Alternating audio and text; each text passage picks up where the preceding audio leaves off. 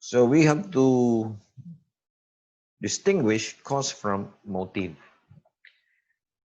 So as again, cause is the direct and most proximate reason. You know what is most proximate? It's the closest reason why a person enters into a contract, while motive is indirect or remote. Remote meaning far. No? Cause is objective and juridical reason of contract.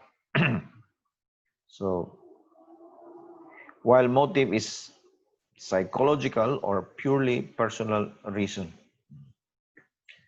The other cause is, as always, same for each contracting party, while motive is differs for each contracting party. So cause is the same in almost all of the contracting parties. The buyer, between the buyer and the seller, almost identical. To profit, the other one is to use the property.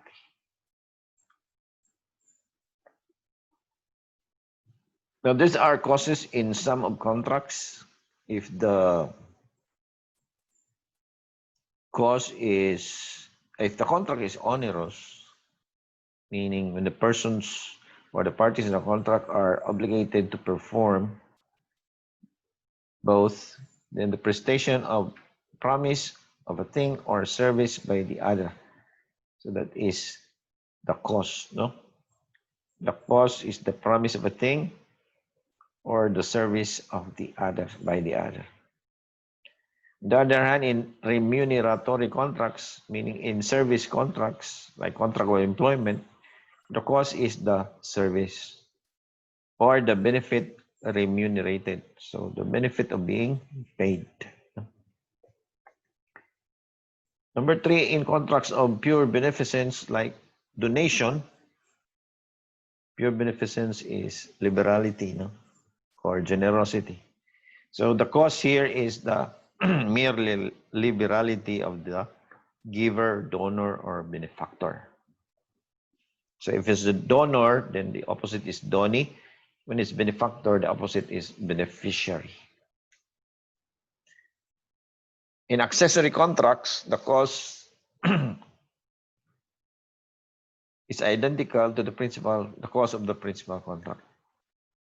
Like a loan, which is the principal contract of mortgage, then the cost of mortgage would be the same as that of the loan.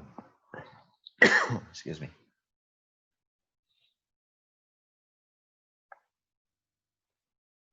Before, okay.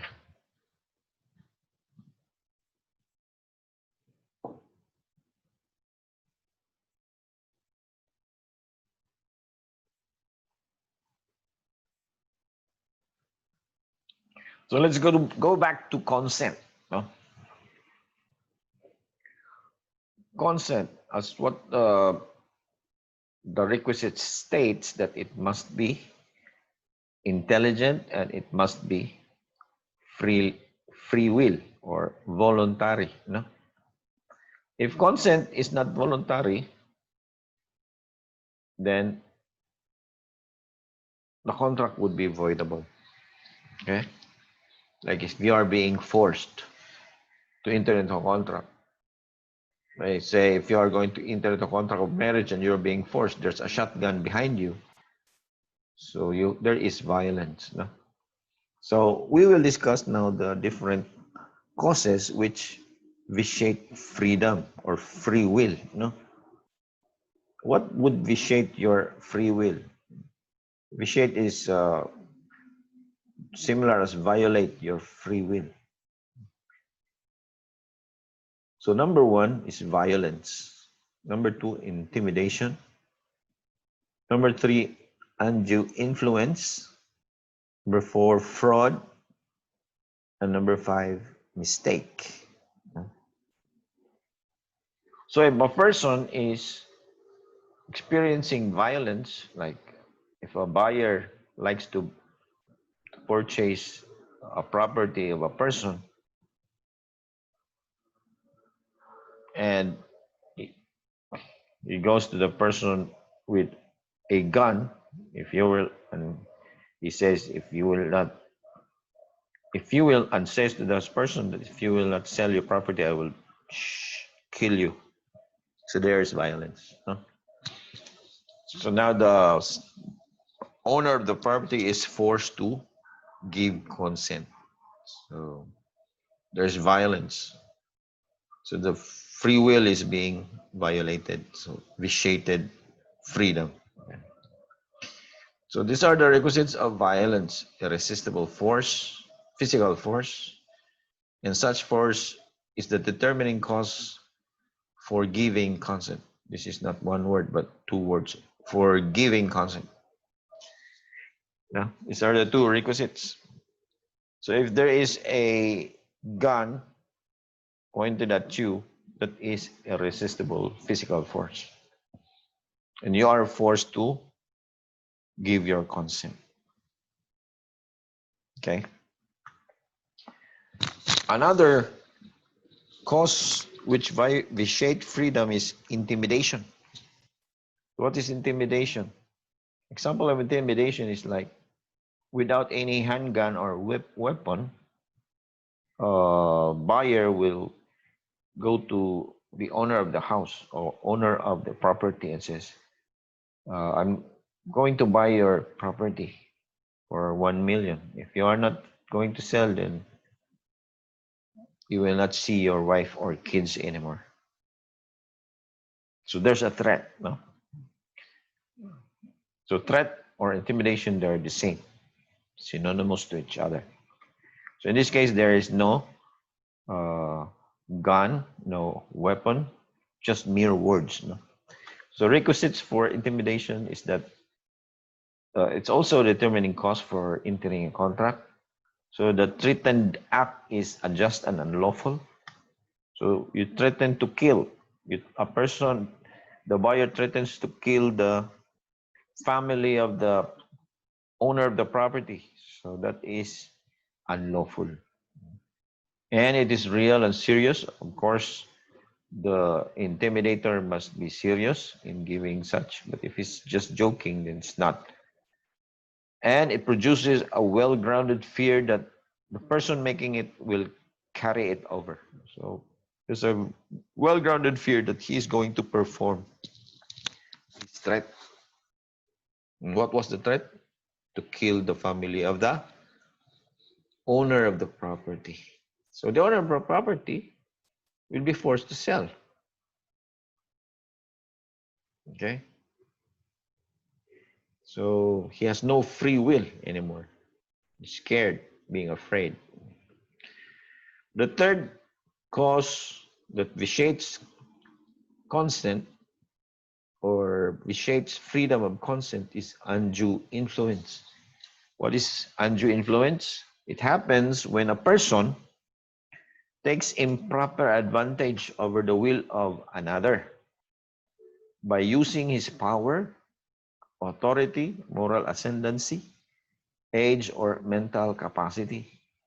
Let's say, for example, power, he is the manager of the owner of the property. They work together and he is the manager. So he will tell to the owner, I'm going to sell your property.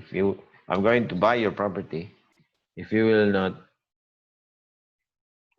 not sell your property to me, I'm going to terminate you the jobs, or I'm going to transfer you to another station, like say in Tawi-Tawi or Basilan, where there are so many Abu Sayyaf. So being scared because he has the authority to transfer the person, it's not illegal. That's undue influence, no? So that's authority also. Moral ascendancy is like he has like a priest, no? If a person is a priest or something like a lawyer and uses his power or uses his religious influence over the other.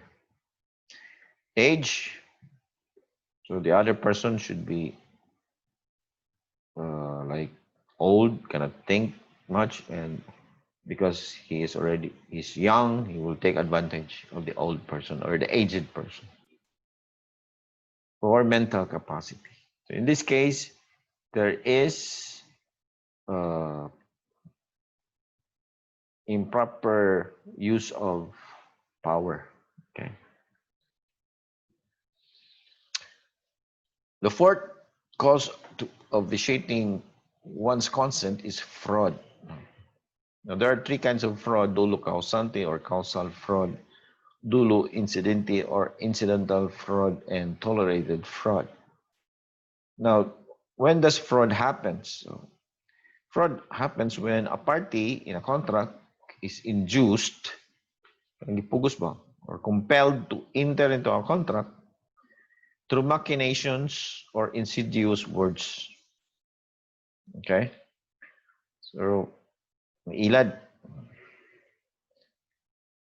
So, these machinations or insidious words is a kind of dolo causante fraud. This is causal fraud. Now, there's a deception of serious character, and without which the innocent party will not enter in a contract. So, because of the serious character of the deception, the innocent party enters into a contract. That's dolo causante. On the other hand, dolo incidente, which is incidental fraud, is not so serious. And even without the fraud, the innocent party will still enter the contract. So, bisag walay fraud, the innocent party will enter a contract. So, this is not so serious fraud as compared to this dolo causante. So, in here, the innocent party can annul the contract. In here, the innocent party cannot annul the contract, but only payment of damages. Other kinds of fraud, the other kind is tolerated fraud. What is this? It includes minimizing the defects of the thing. So if a thing has a defect, so he will make adjustments to minimize the defect, like, or exaggerating the good quality of the thing. Well, so that kind of fraud is not illegal.